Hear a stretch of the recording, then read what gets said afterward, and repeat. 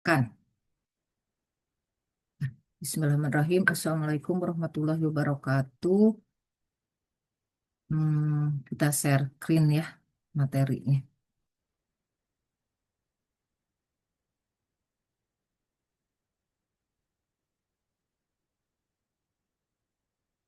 Oke, materi di pertemuan ketiga ini kita akan bicara tentang kebijakan ekonomi dan perdagangan internasional.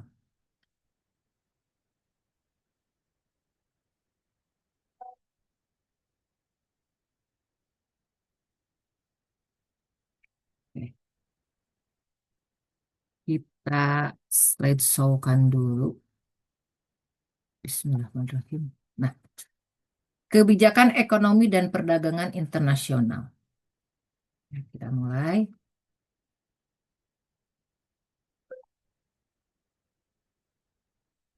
Apa sih yang dimaksud dengan kebijakan ekonomi?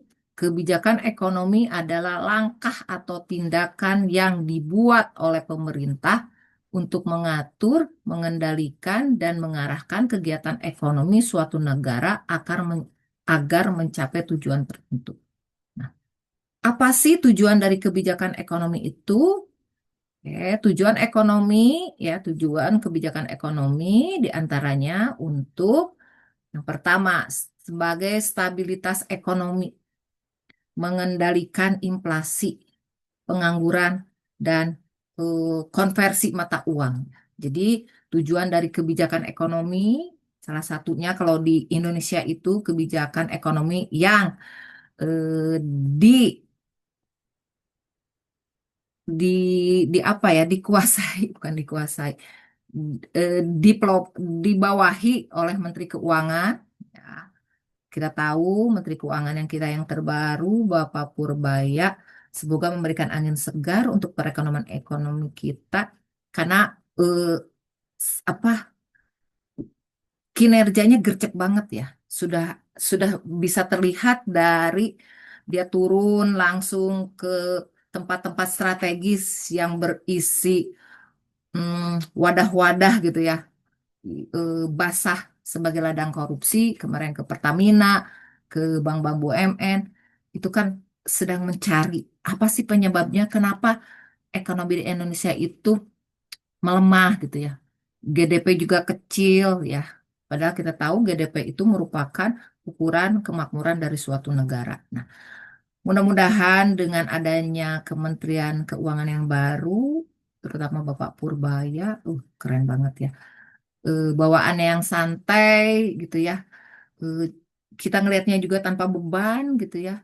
Kinerjanya juga insya Allah bisa lebih baik lagi. Benar-benar berpihak kepada rakyat ya. Kayak itu salah satunya mengendalikan inflasi ya.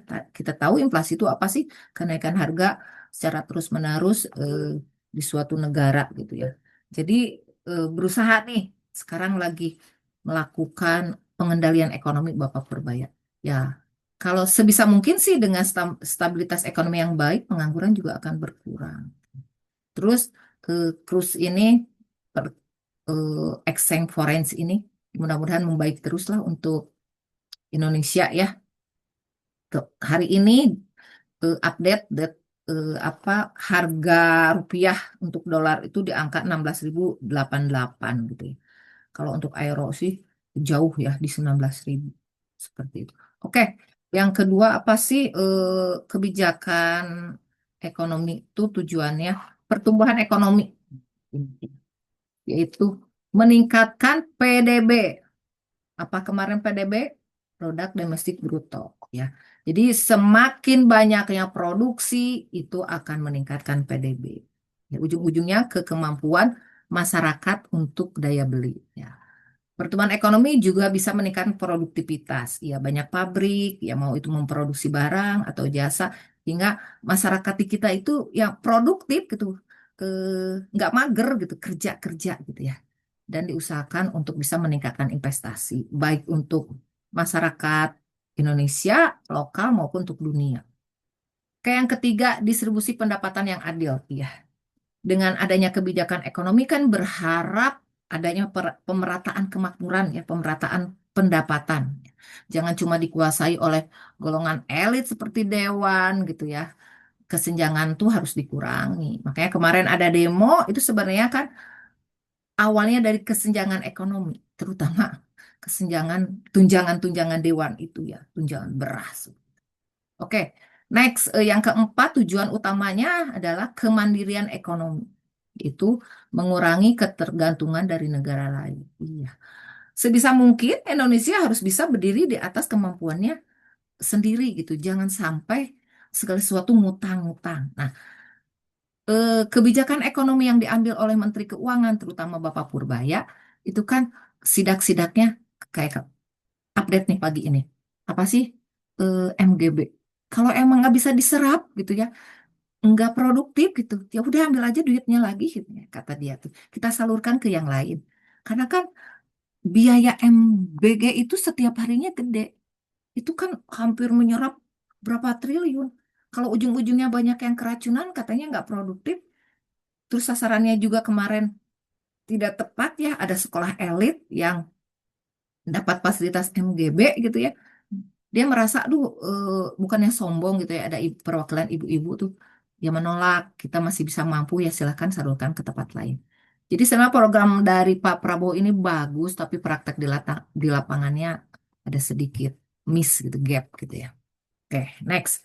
Jenis kebijakan ekonomi meliputi kebijakan fiskal. Nah, kita kan sering dengar ya. Nah, ini kalian sebagai sarjana dari jurusan manajemen ya harus paham, harus bisa ngebedain apa kebijakan fiskal, apa kebijakan moneter, apa kebijakan perdagangan. Ini jangan sampai jurusan kalian gitu ya jadi sarjana nanti nggak bisa ngebedain antara kebijakan ini. Bukan kebijaksanaan ya, kebijakan.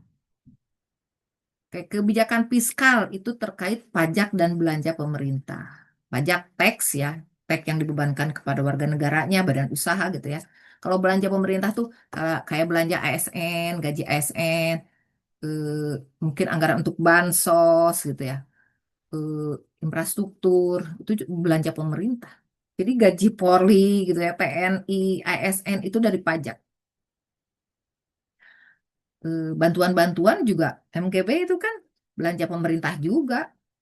Bansos, subsidi itu belanja pemerintah. Oke, apalagi kebijakan moneter. Nah, ini mengatur uang beredar dan suku bunga. Oke. Ini kaitannya dengan BI, kalau moneter, kebijakan fiskal biasanya Menteri Keuangan, tapi ada keterkaitannya. Pengaturan uang beredar, iya, nggak nggak nggak harus gitu ya, bukan suatu hal yang menjadi keharusan. Semakin banyak uang beredar berarti perekonomian baik. Bukan begitu juga. Yang pasti antara permintaan ya, antara penawaran dengan permintaan itu harus balance gitu aja. Percuma banyak uang beredar tapi barang nggak ada. Mau dibeli apa? Pernah ya sebelum meletusnya G30 PKI itu kan terjadi uang beredar di masyarakat tapi barang tuh langka. Untuk mendapatkan apa tuh bensin, minyak tanah aja sampai antri gitu. eh, Sempat itu ya karena langka tapi sebenarnya uang tuh ada katanya ya, itu yang pernah dengar dari nenek moyang kita. Uang tuh ada tapi nggak laku gitu. Jadi ukuran kemakmuran suatu negara itu ya uang untuk diputarkan masyarakatnya, daya beli masyarakatnya juga tinggi, peredaran dari barangnya juga, supply and demand-nya juga bagus gitu, itu kemakmuran ya. Kemudian apalagi dan suku bunga, ya suku bunga kredit, suku bunga pinjaman, walaupun mungkin menurut ajaran Islam suku bunga kredit itu riba, tapi di pemerintahan ya pasti harus dibahas ya. Harus ada acuan berapa suku bunga kredit, suku bunga simpanan ya seperti itu. Oke, untuk saat ini kan mengacunya ke Bank Dunia, si Fed itu ya yang di Amerika ya. Tapi Indonesia juga punya ketentuan. Oke, kebijakan perdagangan ini terkait dengan ekspor dan impor. Jadi ada beberapa kebijakan yang harus kalian kuasai, fiskal, moneter, dan kebijakan perdagangan. Perdagangan internasional. Perdagangan internasional adalah aktivitas jual beli barang dan jasa antar negara. Hal ini muncul karena tidak adanya negara yang memenuhi semua kebutuhannya sendiri. Oke. Jadi pemicu dari adanya transaksi jual beli itu ya jual beli barang atau jasa ya karena setiap negara itu nggak bisa memenuhi kebutuhannya sendiri. Kayak manfaat perdagangan internasional, memperoleh barang atau jasa yang tidak dapat diproduksi di dalam negeri. Oke. Kedua, meningkatkan devisa melalui ekspor. Berikutnya, meningkatkan efisiensi produksi melalui spesialisasi. Kayak seperti minggu sebelumnya kita bahas absolute advance, ada spesialisasi.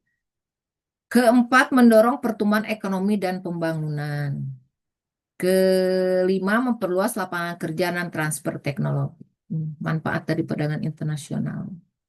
Iya, ada ekspor impor, bisa meningkatkan devisa efisiensi. Next. Kebijakan perdagangan internasional itu ya biasanya nggak jauh dari permasalahan tarif bea masuk, kuota impor, larangan impor, subsidi ekspor dan dumping.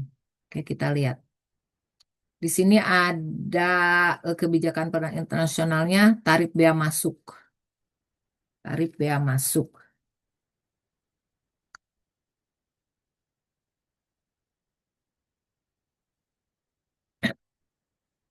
Tarif bea masuk pajak atas barang impor ini. Melindungi industri lokal ya dan menambah penerimaan negara. Jadi kayak si Trump tuh hari ini menetapkan bahwa biaya impor tuh naik lagi 20%. Itu tujuannya apa sih? Ini melindungi industri lokal, ya, menambah penerimaan negara. Jadi salah satu kebijakan internasional itu tarif bea masuk, berarti pajak atas barang impor.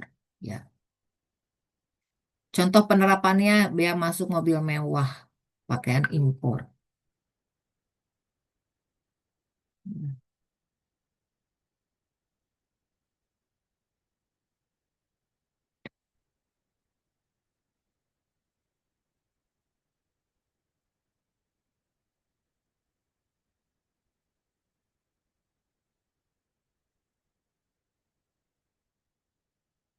Ya. Eh,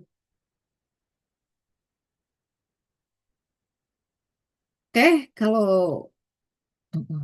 Sok aja. Nih udah.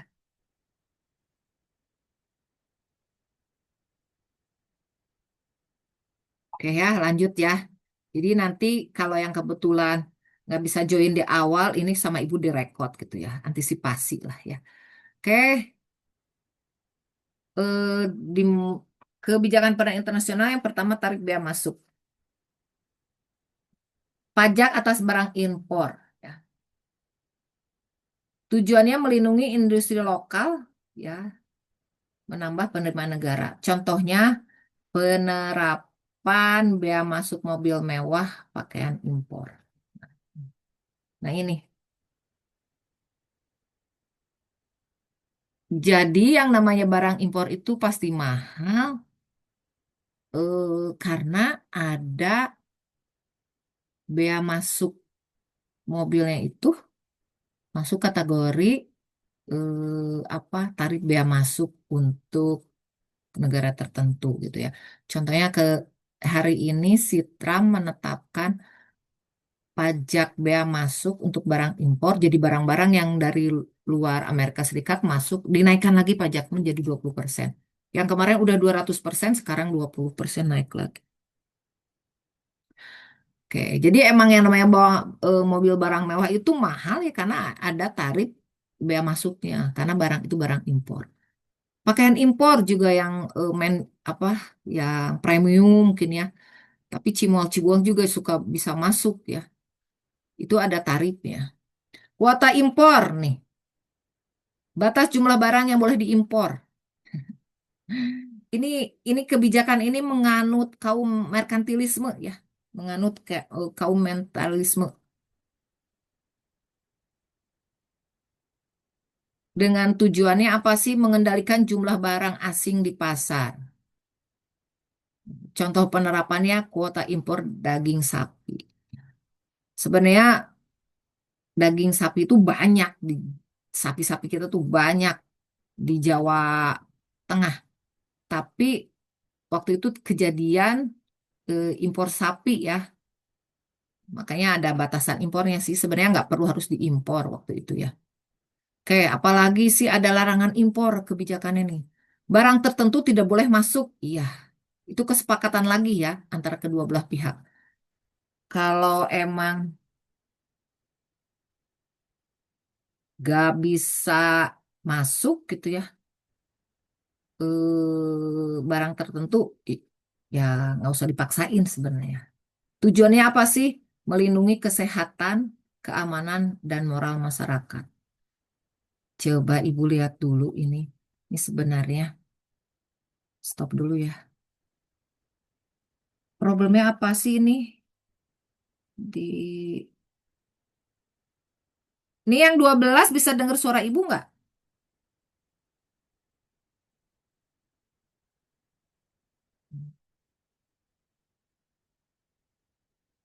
Ada, ada itu ya ada trouble ya hari ini ya. Saya masuk lagi deh. Nanti gampang materi kan udah sama Ibu di apa? Di record ya. Nih. Larangan impor narkotika limbah B3. B3 itu apa sih? Berbahaya, beracun. Ya, kategori B3 itu nggak bisa masuk ke dalam eh, impor karena barang-barang tersebut limbahnya bahan berbahaya dan beracun. Itu B3. Itu nggak boleh masuk ya. Karena untuk melindungi kesehatan, ya makanya narkoba itu nggak boleh masuk ya kemanapun, mau impor, mau ekspor gitu ya. Karena untuk melindungi kesehatan, ya moral masyarakat juga keamanan. Karena emang narkotika itu ya, narkotika terus barang-barang yang emang berbahaya ya dan beracun tuh nggak boleh masuk. Jadi sebenarnya kenapa akhirnya bisa masuk ada permainan, ada oknum dari pihak bea cukai mungkin. Subsidi ekspor, bantuan pemerintah bagi eksportir. Ya, ya pemerintah tuh harus melek lah bahwa eksportir itu butuh bantuan sehingga bisa meningkatkan daya saing produk di pasar global. Khususnya untuk subsidi ekspor produk UMKM. Perlu nih. Karena UMKM itu dananya tidak banyak untuk ngurusin biaya-biaya regulasi persyaratan ekspor impor. Apalagi kebijakan perdagangan internasional, dumping. Menjual barang ke luar negeri dengan harga lebih murah dari dalam negeri. Itu dumping. Boleh dilakukan? Boleh sekali-kali ya. Tujuannya apa sih menguasai pasar internasional? Ya banding harga lah gitu ya. Penerapannya apa? Produk baja murah ke pasar global. Sekali-kali boleh. Next, apalagi kebijakan hambatan non tarif. Ya, ini juga harus dihilangkan sebenarnya ya. Syarat teknis atau standar yang harus dipenuhi. Ya, hambatan non tarif ya. Tujuannya menjaga mutu dan keselamatan konsumen. Penerapannya sertifikasi halal SNI produk impor. Ya, produk-produk itu harus dilengkapi dengan sertifikasi halal, terutama untuk Muslim perlu banget. Kita kalau beli juga harus lihat-lihat ya. SNI produk impor, SNI produk impor itu harus karena kita khawatir produk dari luar negeri itu eh, tidak menjamin kehalalannya. Terus NSI juga berkaitan dengan ISO ya ISO 14001 yang kemarin syaratnya kualitas, ramah lingkungan gitu ya kayak gitu. Oke, berikutnya perjanjian perdagangan. Kerjasama antar negara dalam perdagangan. Ya, membuka akses pasar baru, menurunkan hambatan perdagangan. Contohnya apa penerapannya? WTO, APTA, Indonesia masuk ke dalam APTA juga ya. Seperti itu. Jadi beberapa kebijakan perdagangan internasional yang sering eh, dilakukan. Nah, ini.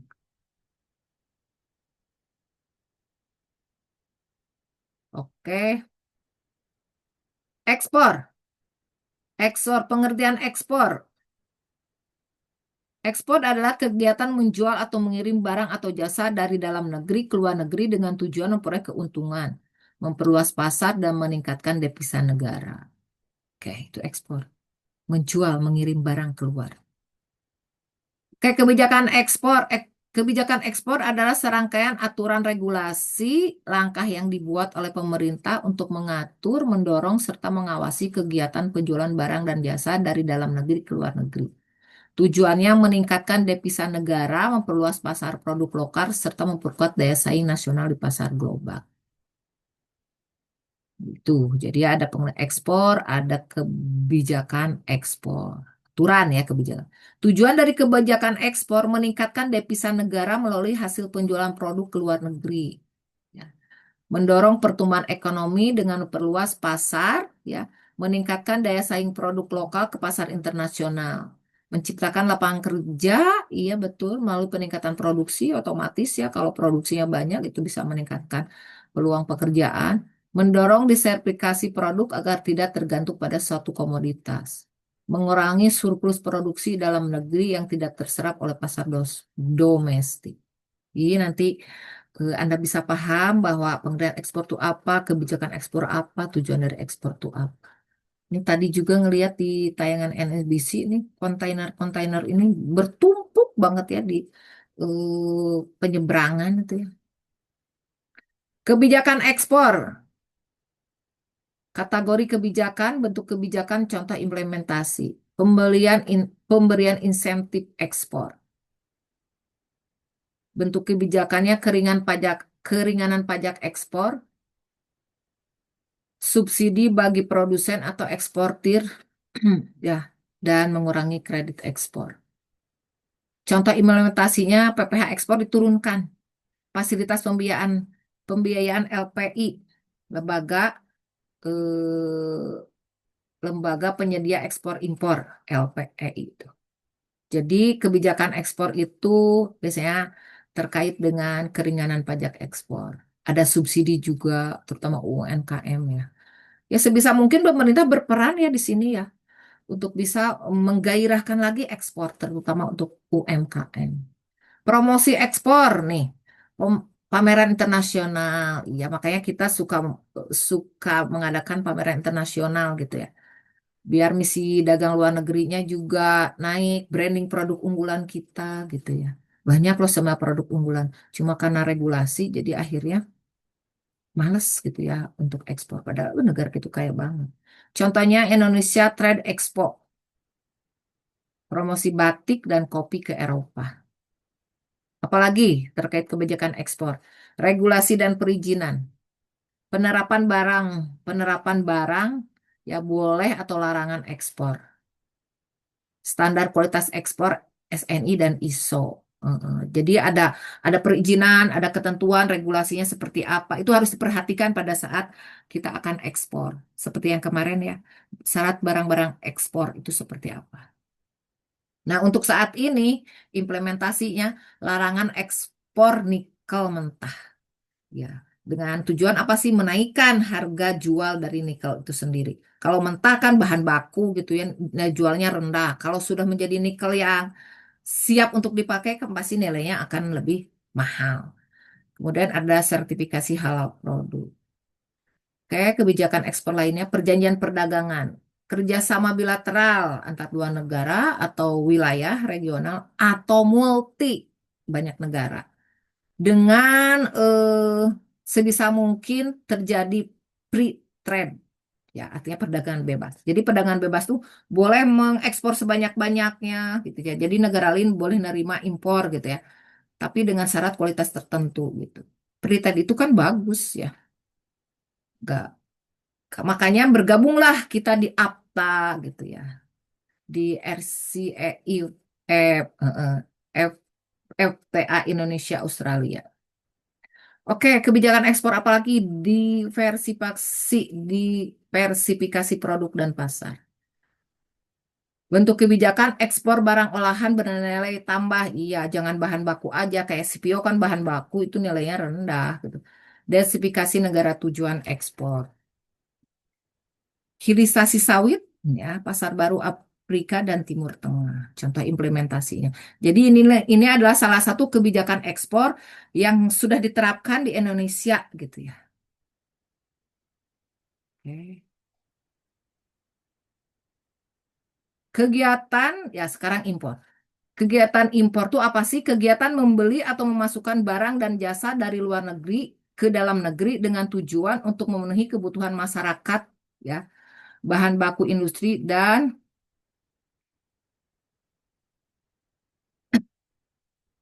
oke. Satu, pengertian kebijakan impor. Kebijakan impor adalah aturan, regulasi, dan tindakan pemerintah dalam mengatur kegiatan memasukkan barang atau jasa dari luar negeri ke dalam negeri. Nah, ini. Kebijakan impor itu artinya gitu ya. Aturan, ada regulasi, tindakan pemerintah mengatur kegiatan memasukkan barang atau jasa dari luar negeri ke dalam negeri. Itu impor. Oke. Tujuannya adalah untuk melindungi kepentingan nasional, menjaga stabilitas ekonomi, serta mengendalikan arus barang atau jasa agar tidak merugikan produsen dalam negeri. Iya. Jadi emang harus ada aturannya negara, nggak bisa semua barang itu impor semua, nggak bisa. Kayak tujuan kebijakan impor, salah satunya melindungi industri dalam negeri dari persaingan produk asing. Kedua, menjamin ketersediaan barang yang tidak bisa diproduksi dalam negeri. Itu karena kenapa sih harus ada barang impor? Karena kita belum bisa memproduksi sendiri. Ya. Ketiga, mengendalikan neraca perdagangan agar tidak defisit terlalu besar. Ketiga, melindungi masyarakat dari barang berbahaya atau berkualitas rendah. Ketiga, mengatur devisa negara agar tidak terlalu banyak keluar. Oke, ini bentuk kebijakan impornya ya, silakan dibaca seperti ini. Ini jenis-jenis dari impor sebenarnya bisa dibaca. Ini waktunya udah habis. Thank you. Jadi seperti itu ya. Eh, Perkuliahan kita, coba ibu kita itu dulu apa? Lihat dulu ya biar bisa direkod ya. Nanti dikirim ke grup ya. Assalamualaikum warahmatullahi wabarakatuh.